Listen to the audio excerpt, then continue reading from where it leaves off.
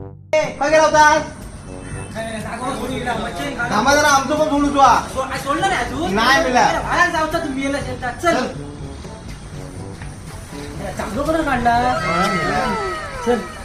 मी सांगणार पण नाही गेला ते घेऊन आता जाऊन येईल मी काहीतरी म्हणा तरी गणपती बाप्पा गणपती बाप्पा नागपंचमी नागपंचमी तू घेऊन येईल कलर मस्त मारला ना काहीतरी मीला फलो मारी गेलो बरोबर मारला आमचं नुसतं हळद पिवळं करून दिला नाही